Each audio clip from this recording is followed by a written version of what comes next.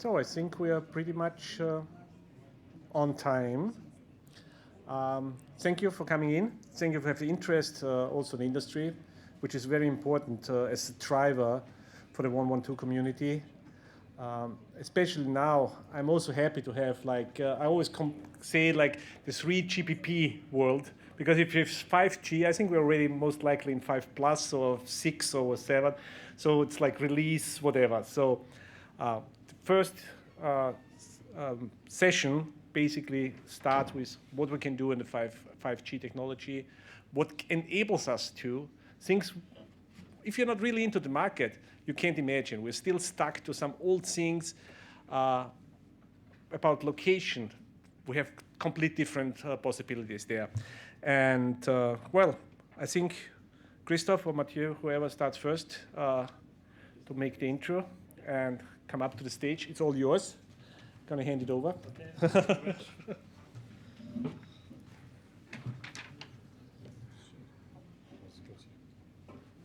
Okay, thank you. So hi, I'm Christophe, and together with Mathieu, we'll run that session on how does 5G reaffirm the essential role of mobile carriers in emergency caller location.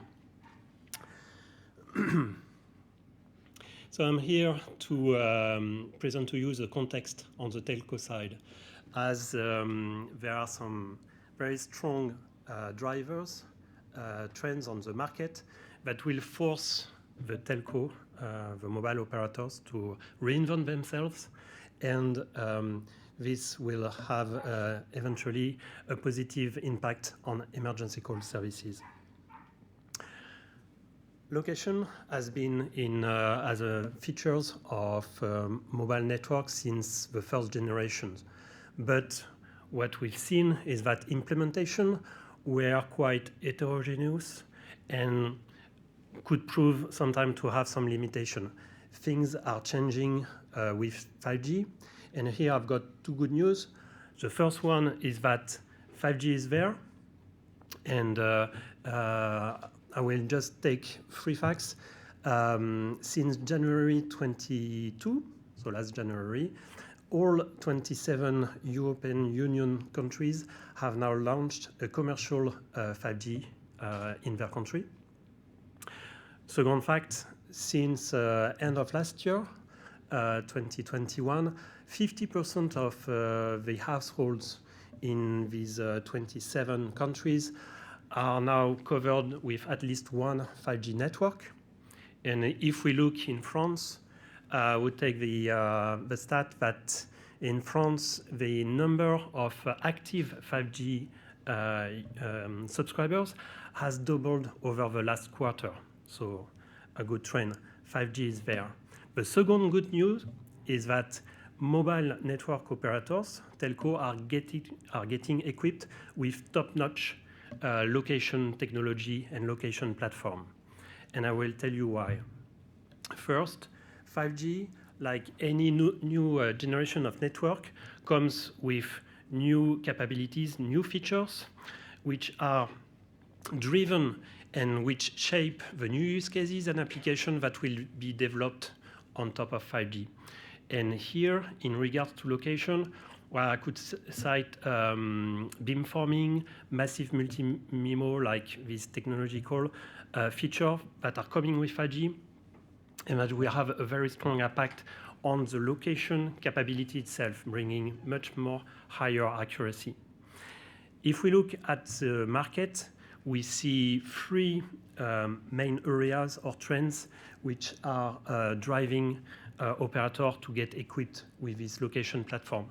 The first one is in public safety. And we all know that, unfortunately, the world is not becoming a safer place. Climate change, weather disaster, industrial risk, or terrorism, security issues. Well, MNO can play a big role here through the location technology in their, that they deploy in their mobile network. And this falls into 3 main applications. The first one is having the capability to send alerts, message to people located in an endangered zone very fast and to all devices. This has been covered many times in this forum. The second is bringing this location to law enforcement agencies to help fighting crime and terrorism. And the third main application is within emergency call, and this is the topic we will cover today. The second area, and I will be brief on that one, but just know that there is a unique opportunity for MNO to monetize also their location data, which is brought by the enforcement of subscriber privacy measures, which are turning off all the streams of profiling data that was feeding the advertising ecosystem. But still in this ecosystem, there is a need of having some information on the subscriber in order to be able to engage in an efficient manner with them. I mean, not sending spam, not coming back to sending spam to everybody. And here, mobile operator can play a role because they are in control of this data that they can extract in full compliance with this new regulation. So big opportunity for them. And the third one is 5G. You can see all operators opening their network to new verticals, Industry 4.0, connected vehicles. And why? It's because basically 5G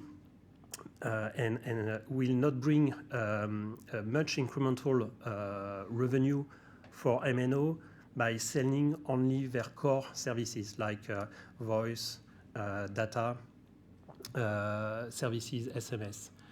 And why? Is because that level of service brought by 5G could already be delivered by 4G.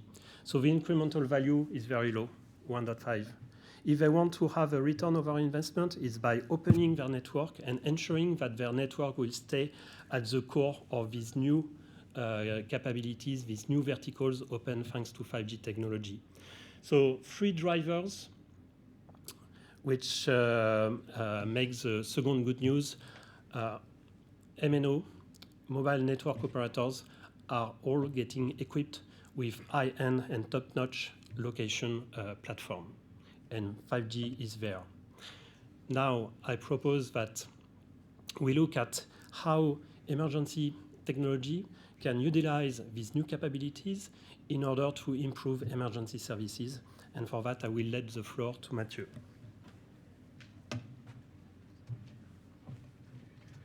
Thank you, Christophe, for having drawn the landscape of 5G, how concrete it is now in Europe, and the new context for mobile carriers that will push them to equip with really advanced technology. So coming back to 4G, and maybe even before, to come back on some location technologies that mobile carriers can deliver to get location of emergency caller.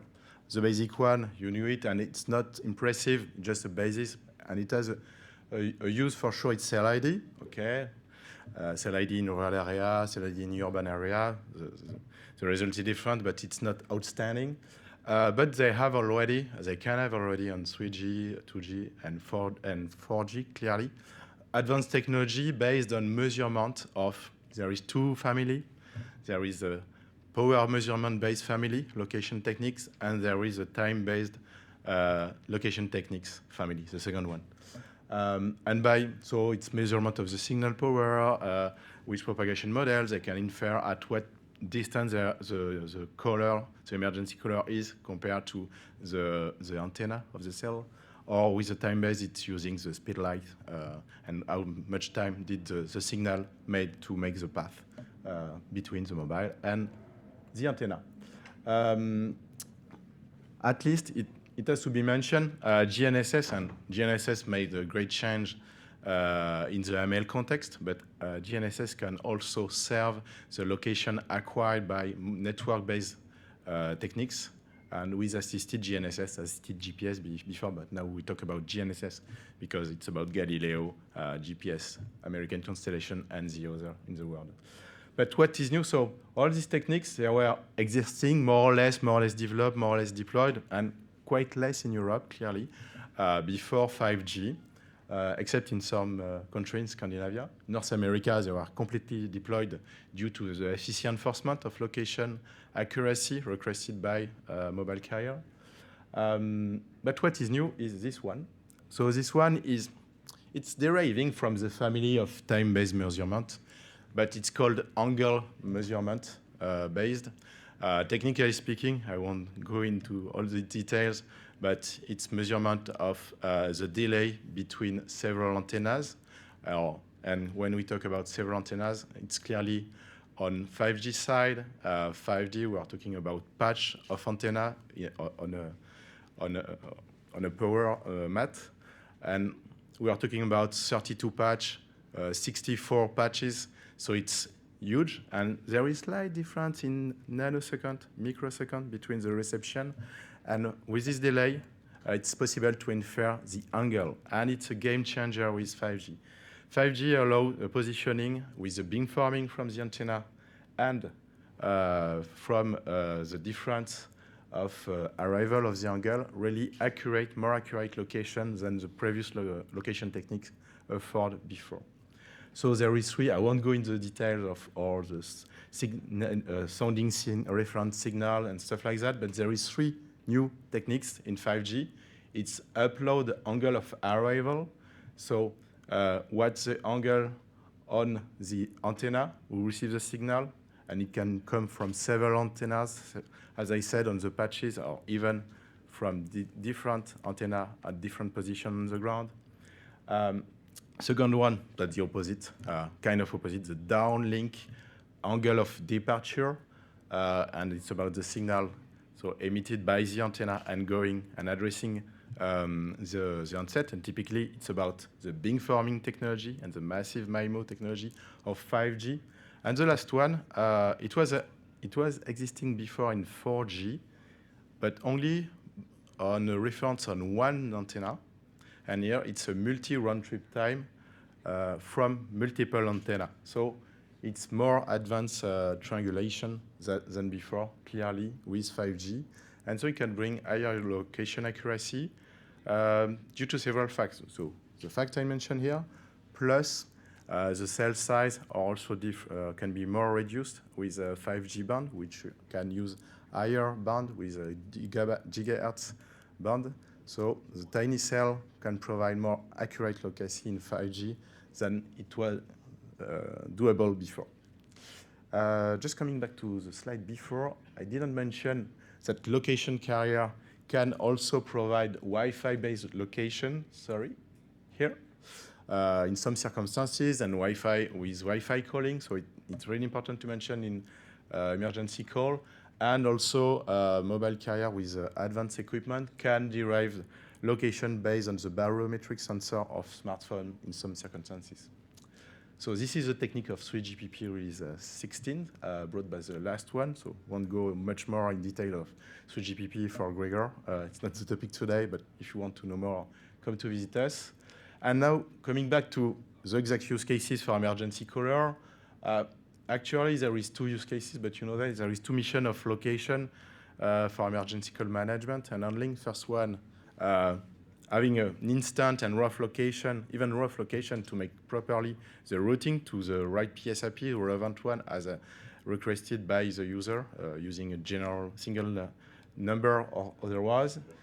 And this information can be provided by CSP and carried out by CSP, EZNet to the PSIP. Second one is to provide a more advanced location, accurate location, and CSP, as I mentioned, are a provider, and of course, Apple and Google with the AML. So for us, we consider that AML and mobile-based carrier geolocation are really complementary for emergency call because depending on the circumstances, the availability of technology, the availability of 5G, 4G, whatsoever, one or the other will bring the most accurate location. So typically, taking the example of rural area, AML with good sky access will have outstanding performance compared to cellular networks, clearly. In urban area, generally AML works perfectly good, but sometimes it's difficult to have proper access. And also, there is lots of density of network coverage, so mobile carrier can really compute with advanced technology, very fair and very advanced location. So it kind of combination, and PSAP likes to have both network certified location and email location. And after, there is a corner cases, as we know all about, regarding AML with a GNSS denial, problem of having data connection, SMS connection in some roaming cases, etc. So clearly, and we provide as a specialist of geolocation solutions that combine with AML completely to have a comprehensive solution. So to go quickly, so we provide solution for MNOs, our emergency safety hub. We provide aggregation of the location as part of the legacy emergency service network, or rebrand as EENA, location-based routing system as well, and the capability to display either in the centralized area PSAP aggregator or as deported display, if necessary, of the caller location from AML plus emergency call location from MNOs. And now, Christophe will conclude this session. Okay. Please. So, first time, thanks. Thanks, Mathieu. Well, I've got only two last slides to conclude this session. The first one is just to present to you what we do at Intersec. Actually, at Intersec, we are crunching mobility and activity data that we are extracting from mobile network operator. We compute this data on our platform, and we have a set of applications which delivers the value to MNOs and public authorities, falling into three main categories: the use for marketing and advertising, having the capability to engage in a more contextual way with subscribers to upsell, cross-sell products. In the public safety domain, we are focusing on the three use cases I was referring a little bit earlier, which are public warning system, location access for lawful enforcement agencies, and emergency call location. These are the three where we have a full stack of app from the MNO towards the public authority. And the last one is the location platform that we sell itself to operators so that they can implement and develop use cases and applications on top of it. Last slide, Intersec at a glance, 150 employees, 100 customers, I would say 150 happy employees, 100 happy customers in 80 countries, and a great place to work for. And that concludes our presentation. Thanks for your attention, and we'll take any question you had.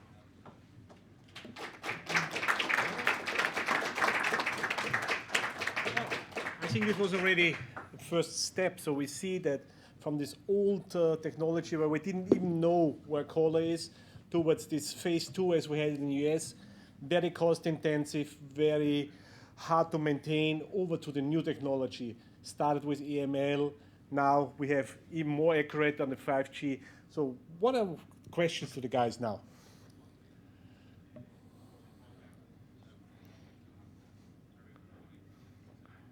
So the good thing, what they already said, it's complementary. So it basically adds on where we're already now.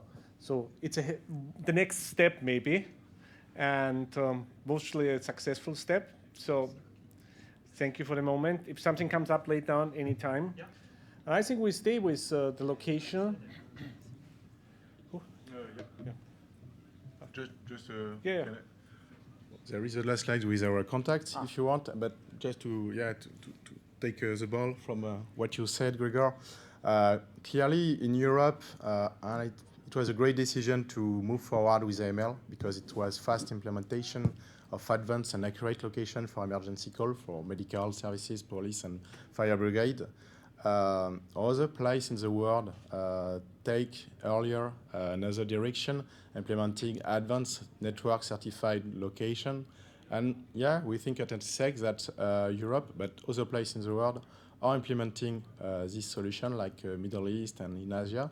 And we think it can really complement and support the corner cases of AML and to provide in any case, or to make really higher the percentage of availability of fine and accurate location for first responders and emergency services. Thank you all. Have a nice end of day and evening. Good. So we'll move on with Pablo, which even now gives us more from the wide area, close area, down to the house number. So you can tell me where I live or something like that in the future. So in the evening when I'm going home, you tell me where to go to? Yeah. Okay, Pablo, the floor is yours. Thank you.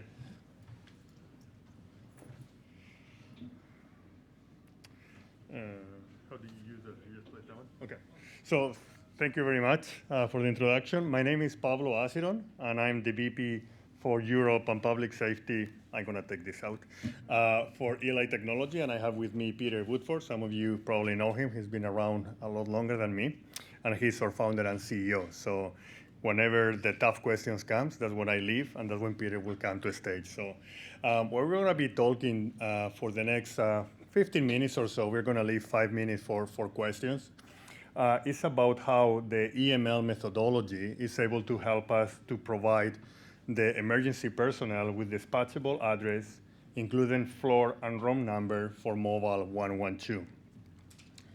I think, when I do this presentation in other forums, maybe we spend a little bit of time in here. I don't need to convince you of that. I think the shift towards mobile infrastructure is here and is here to stay.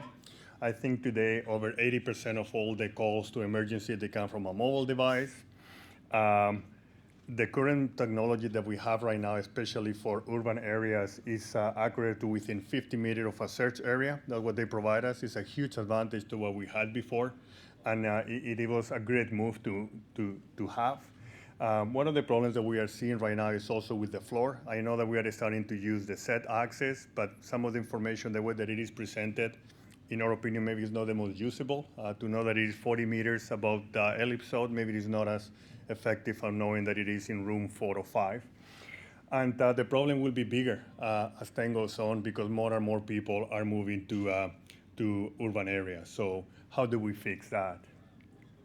What we do in Eli Technologies with the EML methodology is to be able to help the first responders to be able to have a door to knock on, to be able to not just find the address, but know when in that particular area or when in that particular building the emergency is happening. For the next couple of minutes, I'm just going to put a quick infographic. It's actually going to be a little bit about the evolution of how this technology and how this location happened, kind of the issue that we see right now with the technology that is being deployed, and how EML helps. So hopefully the volume is on, you think? Okay.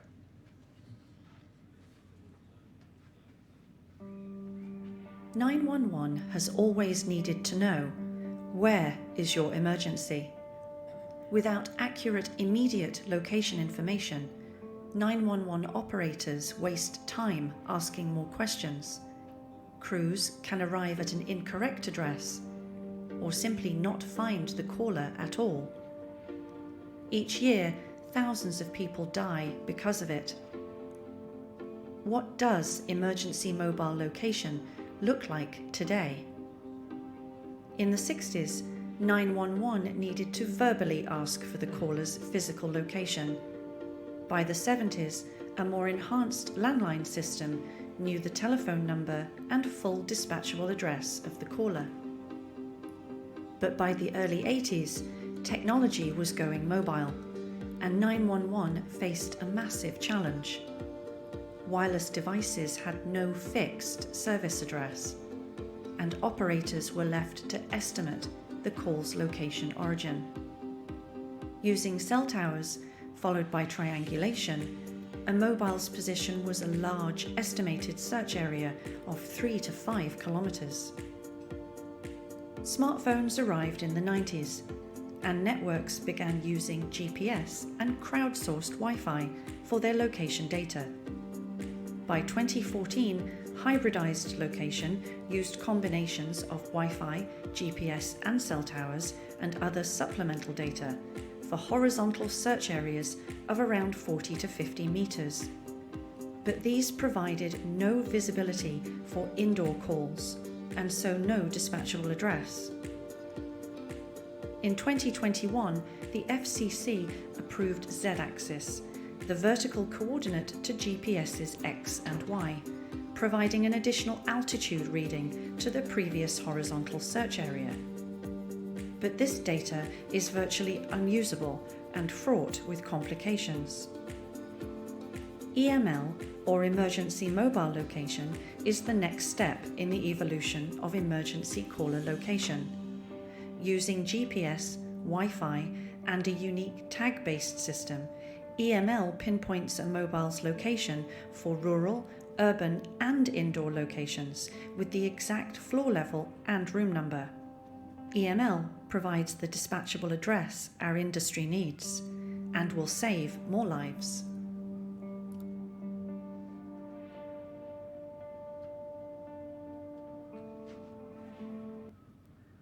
So that infographic, it talks a little bit about the evolution. I have to apologize. I know we are talking 911. We are a Canadian company, so we do quite a bit of business in North America. So apologize for not referring to 112, but in this case, it was interchangeable. So we went a little bit about that. When everybody had landlines, there was no major issues. There was a database where there was a phone number associated to a dispatchable address.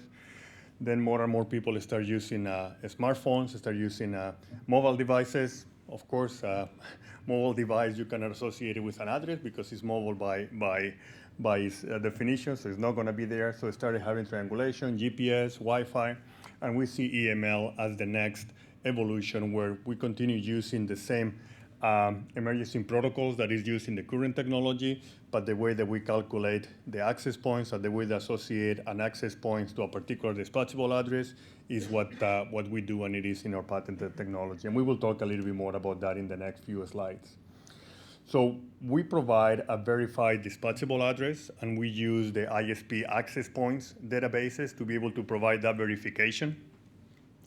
Authoritative data, because it's being provided by them, and they keep a track of all the different hardware that they install, where it is located. Gdpr compliant, landline comparable location for mobile 112. So the same methodology that we used in the 80s, we want to be using it now to be able to associate the MAC address of where the phone is by to a particular location. The current technology that we have today is great. It was a huge advantage to what we had before. We were able to go down to a 50-meter search area. It uses the cell tower GPS latitude and longitude to be able to get that circle that we are all very accustomed to. Not usable for vertical location, although there is some moves to be able to get there, but not yet. No indoor location, no dispatchable. There is no door to knock on. And again, the study said that they are within 50 meters of a search area. What we do, as I said before, we use the same emergency location handling protocol to get the cell tower GPS latitude, longitude. Then what we do is we use every access point as a location, and we are able to use that to be able to get the street and the building number with an accurate vertical location. So we have in there the same area in Toronto. This is what we will get. We will get a search area. In the case of EML, what we'll get is that it's in room 2909 of 2900 Queensway Way in Toronto, Ontario. And we are within 5 meters of accuracy. And we will show a quick video. I'm not going to go through the entire video. I'm just going to fast forward to specific areas to show a use case of how you can use this technology to be able to get that level of accuracy in a public environment. So how is it that we do it? And the purpose of this meeting is not to get very, very deep and very technical. Peter will be here to do that, and just to kind of leave it high level. And if there is any desire to get into more details, we have the booth just in the exhibition area, or you can contact Peter and I, and we can go into a more one-on-one discussion. But we use the existing architecture, GPS, cell towers, Wi-Fi. The moment that an emergency, it is actually is activated either through a phone or through an app. We also work with apps, and we are ready for next gen 112.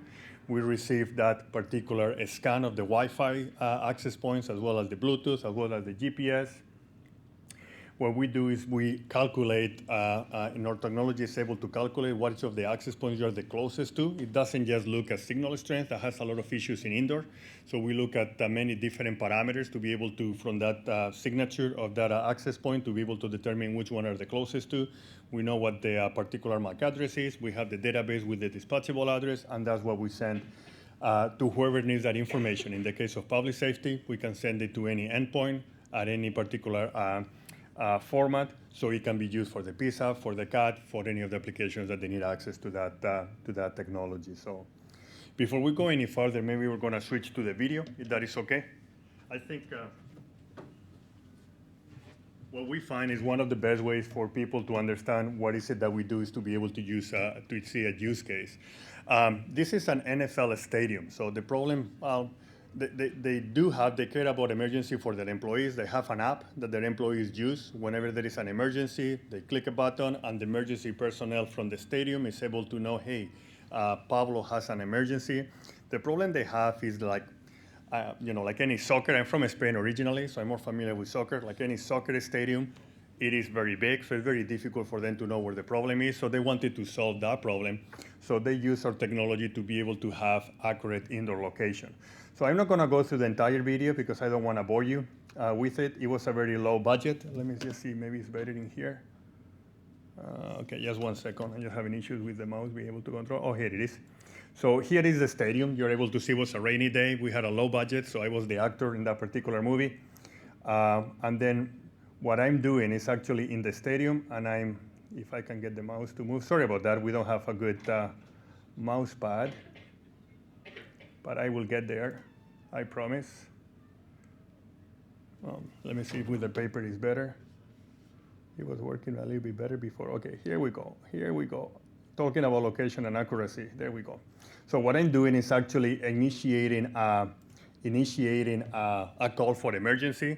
And what EML is doing is activating the entire emergency protocol, is getting the scan of all the access points.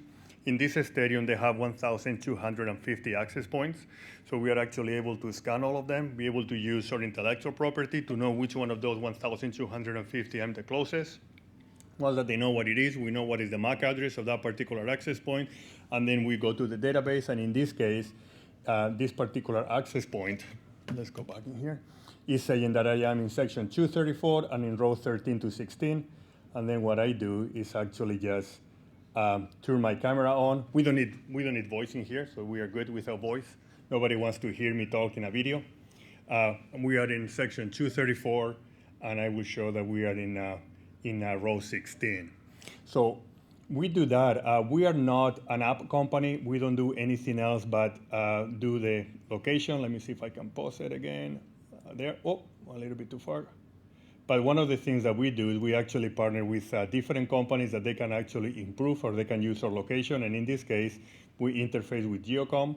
So not only we are able to see what it is from a verbal, so that particular text can be sent to any application that needs it. Here it is what the current technology will say that we are with the red dots.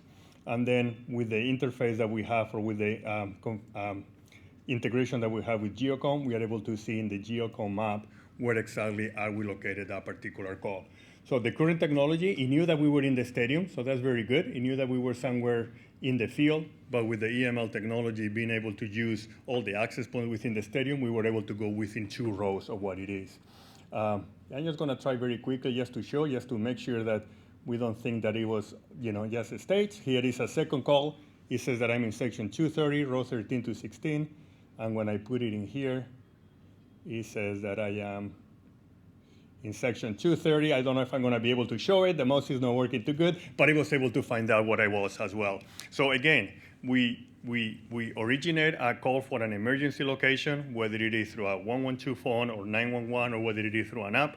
We are able to get all the emergency handling protocol. We got all that information, calculate what access points you are the closest to.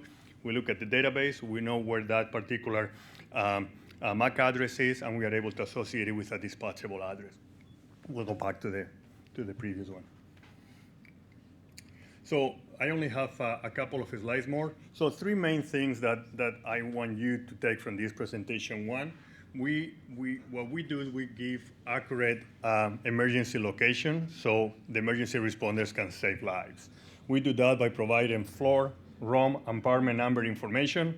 We give them a door to be able to knock on. So if they arrive in a hotel, they don't have to spend the next 20 minutes to see which room is the one that called. We have patented protected intellectual property base. That's what our methodology is based on. Integrated with existing infrastructure. We have an SDK, an API that we can actually integrate with any app manufacturer, with the PSAs, with the CATs, so we can actually display our information in their existing systems. The reason that we do that is by providing more accurate dispatchable information. We did a thinking workshop, and it was established by European 112 operator that we could save anywhere between 60 to 90 seconds just in the call handling to be able to save that time. That it actually results in thousands of lives saved just by being able to save that particular time. Higher efficiencies, and very important, especially over the last couple of years, we are able to reduce the stress on the 112 operators. So being able to improve and making sure that people stay within the profession. Next Gen 112, the same methodology that we do for mobile. It can work for the different applications with apps, with voice over IP, all the different transport methods that they are needed in the next generation protocols. It's a bolt-on module upgrade. You don't need to replace what you have. You can keep what you're using, and we just augment the value, and we provide additional data to those particular applications. We talk about MAC address. We can also deploy our methodology using a tag-based system, and the tags or the information is encrypted in the transport, authoritative data source, and common IP-based platform. And then, of course, as far as regulatory compliance, fully compliant with Gdpr, as well with data sovereignty. So we can actually co-locate our server inside the data center for the PSAP in any particular location that they want. We use Amazon as our platform of choice. So there is a lot of different options when it comes as to where we are deployed, not just in the location, but the architecture that we can deploy. So thank you very much. This is Eli Technology. EML is the methodology that we provide, and we believe with EML we have the next step in the evolution of 112. So I will open it for questions. And Peter, if you don't mind coming to the stage, just in case there are any questions, that would be great.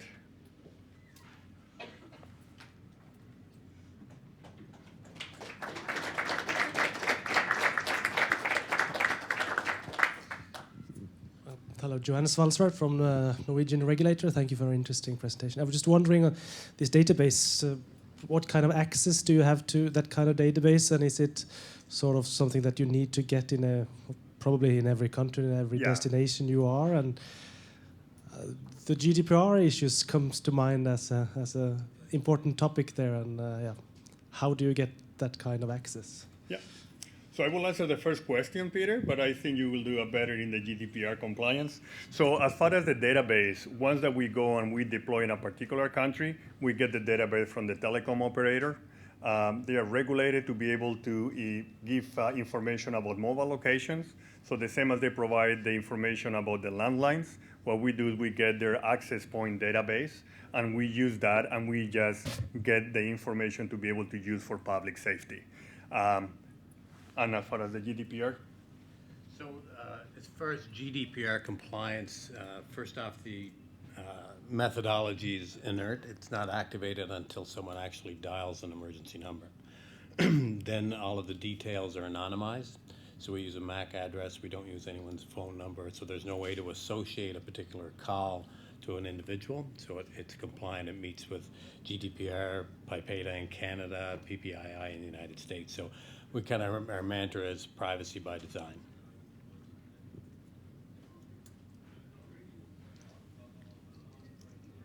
Any other questions?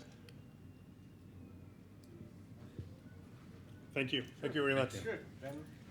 Well, that's quite interesting. So we got now from these global locations, XY, we're going down to the address.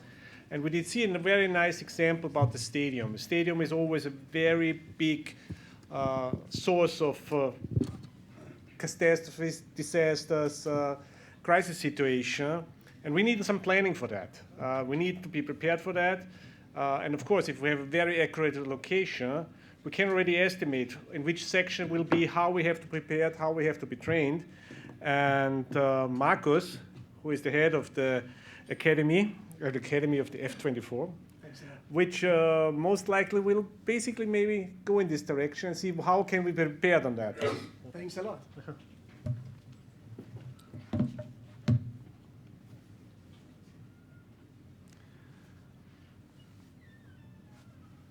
Ladies and gentlemen, my name is Markus Epner. As mentioned, I'm the head of the academy at F24.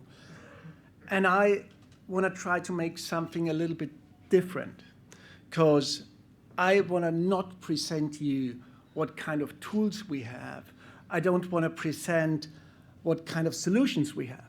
What I want to present is what kind of mindset we have in our company and how much money we spend on educating our employees to find with our customer the best solutions possible. And therefore, I want to do what I do in my company. I want to share knowledge. And today, I want to share knowledge on a very special topic. I want to talk with you about decision-making in crisis situations and why cognitive biases have a negative influence on your decision-making process. And therefore, I want to separate my topic in 3 dimensions. First, I want to explain you how decision-making happens in our brain. Secondly, I want to explain you how these decisions could lead to crashes, disasters, and crises on a very special example. And third, I want to explain you how you can overcome these cognitive biases by using some tools and using some technologies in your brain, but also as a software. So let's see how we make decisions. And how we make decisions is like our fingerprint. We make decisions based on our moral, based on our gender, on our age. Everything where we've grown up is deciding how we make decisions. If you're grown up in Asia, it would be for you normal to eat soup and for breakfast. Here, it's a little bit different. We all know that. And you decide differently if you're a lonesome cowboy or if you have a family with 3 kids. That's very easy to understand. And therefore, every decision is unique. And our brain is separating these decisions in 3 categories. Category 1 is the easy decisions. These are decisions that we can count. 5 is less than 10, 5 kilometers is less than 10 kilometers. That is quite easy for us. And then we have hard decisions. Hard decisions are these decisions where we can't count, we can't compare them. And it's like, should I work for a software company or should I work for the pharmaceuticals? Should I choose law as a study or should I be an actor? You don't know the outcome. We all know very famous actors, we know very famous lawyers, but we also know actors as dishwashers and lawyers as taxi drivers. So the question is, how can we compare? And we can when we recognize that we can't compare, we decide for an option. And then we throw ourselves behind these options. And if we are a leader, we take our team with us. And then last but not least, we have dilemma decisions. And dilemma decisions are moral decisions with no good outcome. So something like, I'm sitting in a restaurant and I see my friend's spouse in the end of the restaurant with somebody I recognize. It's not a colleague. Should I tell him or should I not tell him? That is a dilemma decision. And with this knowledge, I want to tell you something about facts. And we are deciding more than 20,000 decisions a day. The most of them are trivial. That means we are working in autopilot. Our brain is doing that for us without our involving. And then there comes a point when we have to act. And this is when we are getting in a critical decision. And critical decision for our brain can be a lot. And that means we're having stress. And stress means a high blood pressure, high pulse. And if we then wrote back to these angry emails, it's probably a bad decision. And if then on this complicated decision or a critical decision comes a dynamic and complex situation on top, it can be that we accelerate, that we lose the overview and the priorities. And then we start reacting. And why this is so complicated explains us this guy. This guy is Daniel Kahneman. He's one of the most famous psychologists in the last century. He wrote a book like Fast and Slow Thinking.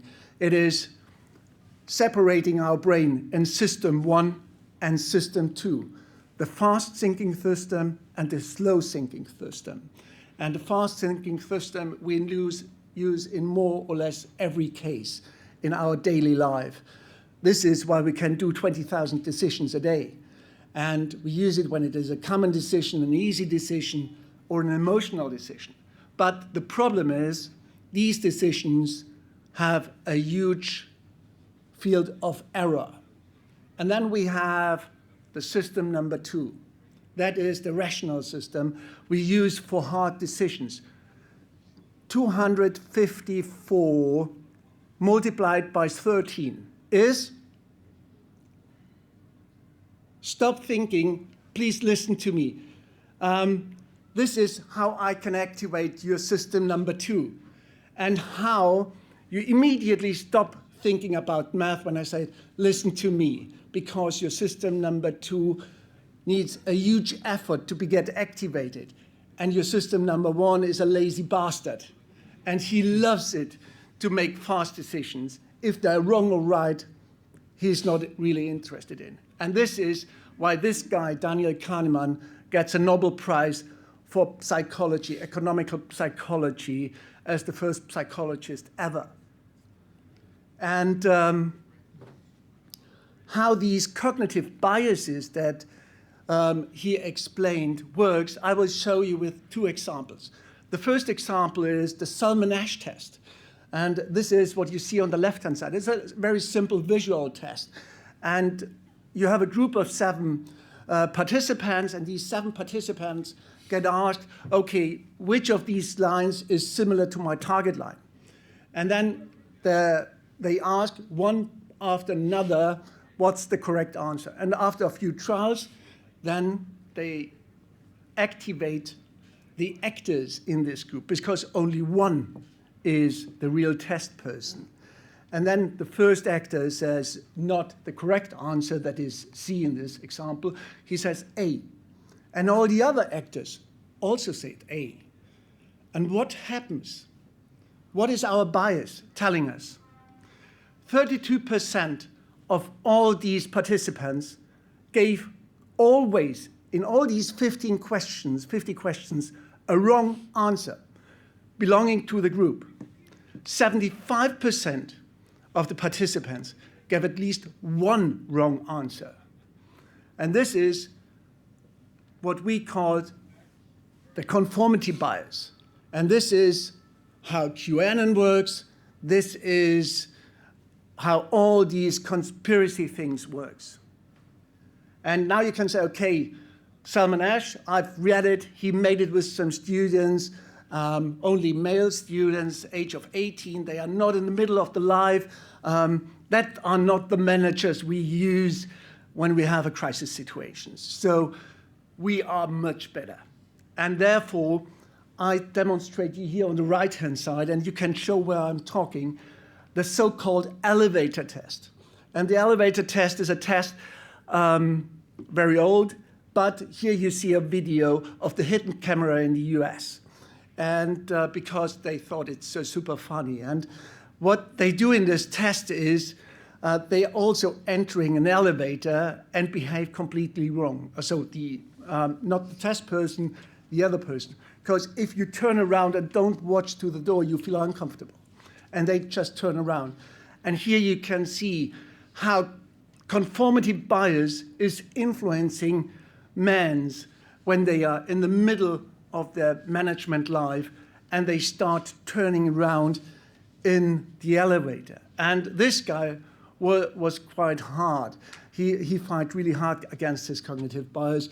Some others decide much faster to do wrong things. And it's not about a wrong decision. It is now a wrong behavior. Yeah? And here you can see how he's looking, how he's checking if he confirms to what is done. And yeah, this is what we call conformity bias. And this is what I told you. We are working on autopilot. Yeah? And now I come to an example where cognitive bias costs 583 lives.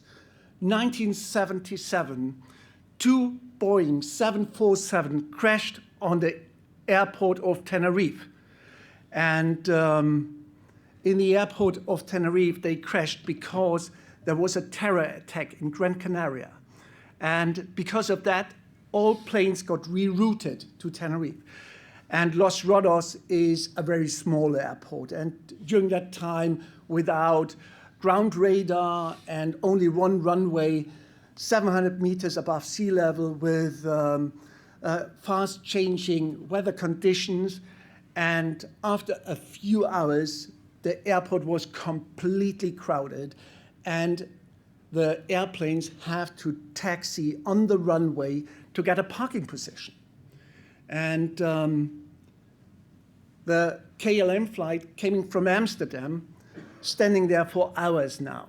And the pilot, Jacob van Santen, decides to start without having clearance for takeoff, and then crashed in the Pan Am, taxiing on the runway back to the parking position.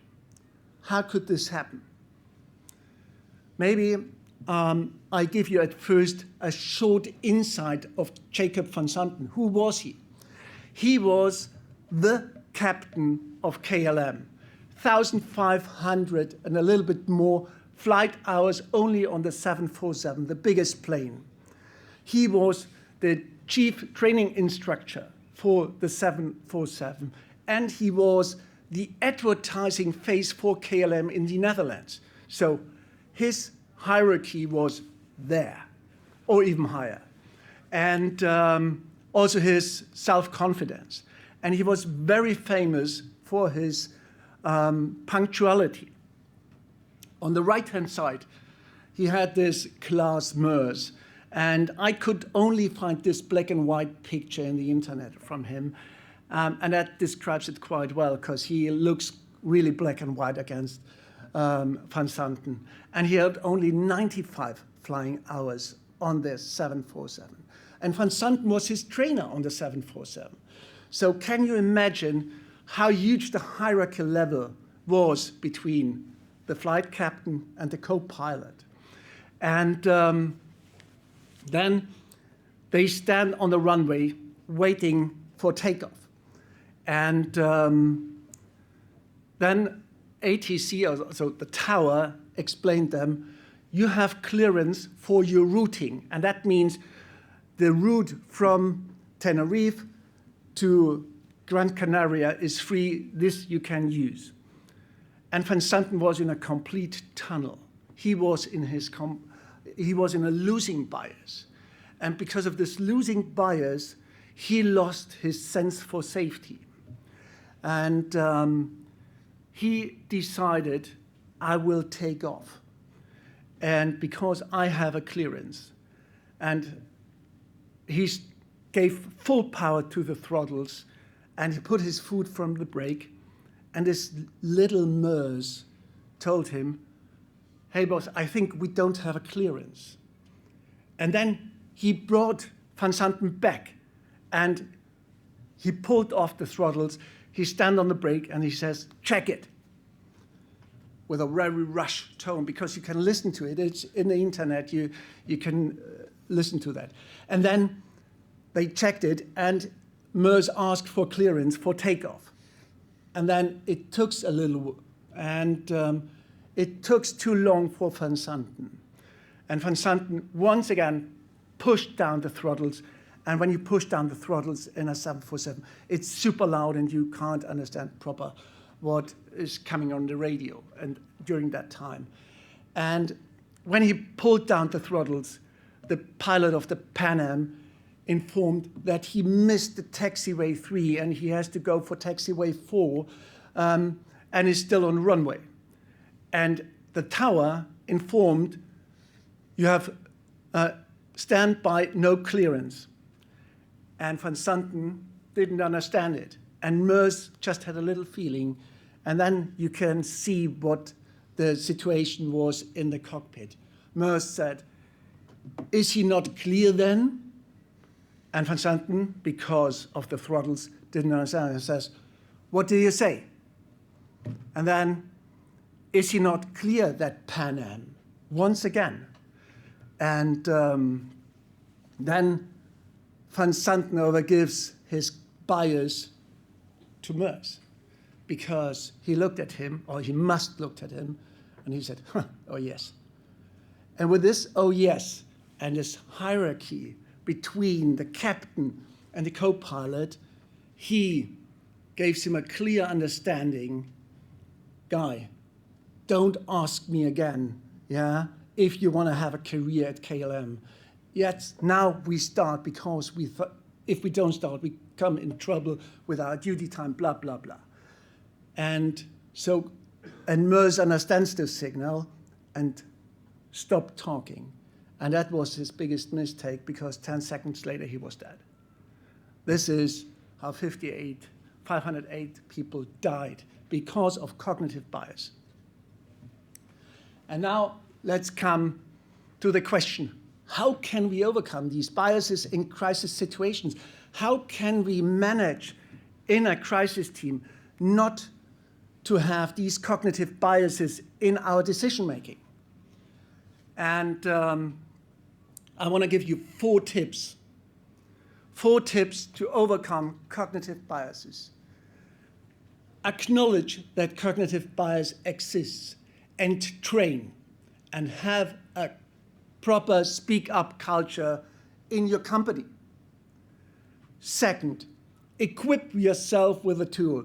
And I don't mean buy our crisis management tool from F24, but have a proper crisis management tool in your company and use it, and have a crisis management plan in your tool, and have a decision-making process in plan that not allows you, that gives you the order to build options, to have a plan A, a plan B. And last but not least, have appropriate checklists. In time-critical situations, you need checklists that helps you to reduce stress. Stress reducing helps reducing cognitive biases. Third, throw out your yes-sayers. You don't need yes-sayers in your crisis team. You need a diverse team. If you only have a crisis management team of police officers in the age of 40, white, and same background, you will have not a proper crisis management decision. You need diversity. And with diversity, what I mean with the diversity, I showed you in one of my first slides. Diversity means different morals, different age, different circumstances, how they grow up. And last but not least, learn that what kind of cognitive biases exist. And I don't want to now from you that you learn more than 100 different cognitive biases and know how to overcome them, and always reconfirm your brain in the crisis decision is one of my team members in a cognitive bias. Because I want to give you a second checklist. And the second checklist is from Daniel Kahneman by himself for crisis management teams. And here he wrote down some questions. And these questions are, for your crisis management team members, for your head of crisis management team, and also for your board checking the crisis management team if they are fallen in a cognitive biases. And this is what I today want to share with you. And this is also what I share in my company to make our employees better, to make our employees to understand crisis managers when they talk with them. And this is why we hope we have proper solutions for our customers. Thanks. That's what I want to tell you. Any question?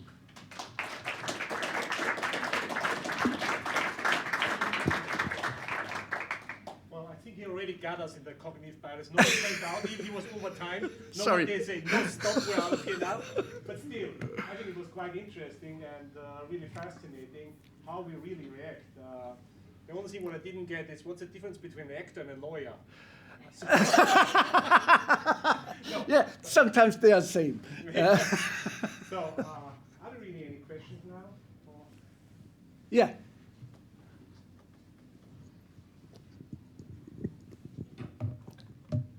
Thank you. Hi, Jan Thompson from Deloitte. Some of you may have been at my presentation yesterday, which was on artificial intelligence and machine learning.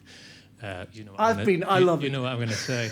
At which I made quite a strident statement. At some point, the machines are going to take control, and it wasn't my own quote; it was somebody else's. It's fascinating to me, that presentation, particularly when I think about what 5 or 10 years ahead is going to be like. And the point I made in my presentation is, if we don't think now how to handle that kind of situation and program that into the machines that will become decision makers of the future, then we're missing a trick. And the complexity of what you talked about there and just articulated in a very clear way really makes me think we've got to do some serious thinking about this.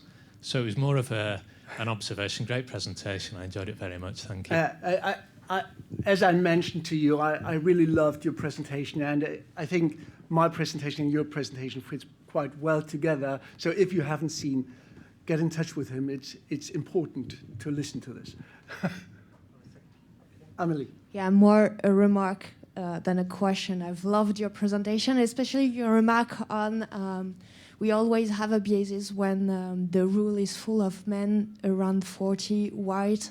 And like I was like, okay, we have a biases here. Yes, absolutely. And this is what we need to overcome if we want to make better decisions. And that will, in the future, separate successful companies from not successful companies. Yeah, because as faster you recover, as faster you make business. That's for sure. I think also it leads up now question. We have very accurate locations. The locations get more and more, but still, as call taker, you have to take the second question. Where exactly is your location? Verify it. Don't believe everything. So this is still everything what we have. Don't fall into the modus, oh, I have the location, let's go ahead. And if you want to now look at the biggest disaster in history, once again, with the knowledge of cognitive bias, recheck it, and you will find why the Titanic sunk and why all the other terrible disasters like the Challenger disaster, why they happened. They happened because somebody's fallen in a cognitive bias. So recheck it and have fun. Bye. Yeah, so many thanks for showing up. And that's how I conclude it. So I now say that you all go out of here, we're done. So now let's see who is following. Thanks a lot, and see you tonight at the event or latest tomorrow morning.